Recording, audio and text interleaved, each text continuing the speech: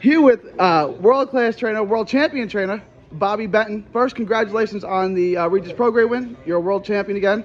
How would you rate Regis's performance before we get into? I mean, as high as you could, I think. He showed a little bit of everything. I think we could have been a little more defensive, but Cepeda kind of pulled us into a fight, but we made adjustments and got away from it. He did a good job. I want to get into the man of the hour, Austin Trout. You've worked with him, you've trained him. You know, like you said, 37, he's not that old, but he's not that young either. How did camp go, and how's he looking compared to 27-year-old Austin Trout? He's still got the fire. The camp is great. He always trains hard. That's what separates these guys. The ones that'll do everything, still get up every day, don't miss training days. So that's what separates him from those guys. I was just talking to him. He's got a couple of controversial losses, Canelo and Jamel Charlo. A lot of people think he won. Was it difficult to get him motivated after that, or is he right back in the gym after he gets kind of on the wrong side at the end, the wrong side of a tough decision? Oh, well, it's always hard, but no, for him, he's self-motivated, so it's easy to get him back in the gym. And he always wants to get better. He's constantly trying to improve, so it's easy. So as far as this camp, you said he looked sharp, he looked good. Assuming he wins on Friday, what's the plan? Is there another fight, and then he wants world-class fighters, or when does he want to be back in the ring with the world-class fighters he's always been accustomed to fighting?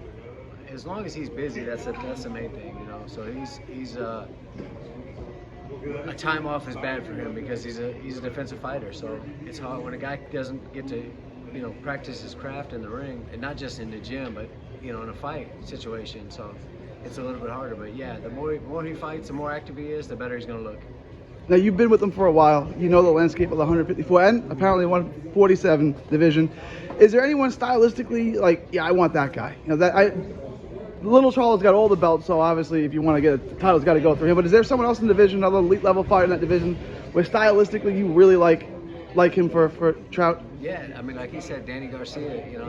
That's a guy that, for me, it's kind of tailor-made for Austin. So that'd be a good fight. But yeah, of course, Charlo's got the belt, so that's what we're shooting for, make him a world champion again. Now, real quick, I want to touch on two other main street fighters. Regis Prograis, really, really good performance. We touched on that before. Supposed to fight Jose Carlos Ramirez, JC Ramirez next. Also, obviously, Josh Taylor's out there.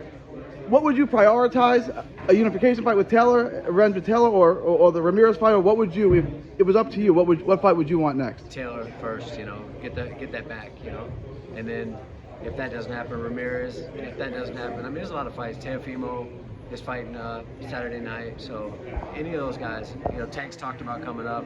Ryan Garcia, now that we got the belt, they have to go through us. So. You do have the belt in an excellent performance. It's been tough for Regis. A lot of people haven't wanted to fight him. He's had tough times getting those big fights. He had to go through that tournament to get the Taylor fight. What's that been like? Having these big fights just not kind of materialize. It's been hard.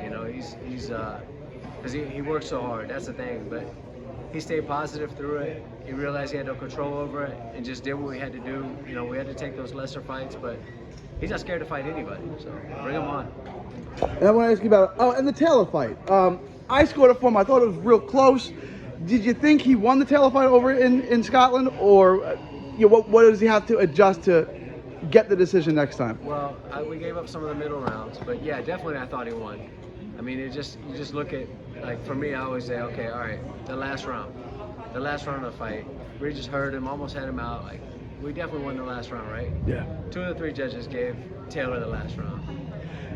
Well, you're fighting him, and I talked to Regis at the Hooker Ramirez fight, and were you surprised it went the other way in Taylor's hometown? Yeah, definitely. I mean, it shouldn't have been, but it's boxing. Yeah, it's definitely boxing, but it's not, it's not right. So no, it's not. And look, it was a close fight, no doubt. But that's my whole thing is like, all right, the last round. No way Taylor won that last round, and 2 of the judges gave it to him. So what's that tell you? They know what's going on. They know. There's no way you can't watch that fight and tell me that Taylor won the last round. Yeah, I didn't know that 2 of the 3 judges scored it for. I mean, when you have that now, you know that the deck is stacked against him. 100%. And then another Houston native that you trained, Miguel Flores, had a real fun fight with Abner Mares When can we expect? Is Flores going to be back? And He's if already so, training. We're just waiting. You know, they'll that's the thing with him too. He needs to be active, but he's in the gym. He stays in the gym. Those guys at the top level. That's why they're there. Like Miguel. We also have Oshaki Foster, who's going to fight Ray Vargas.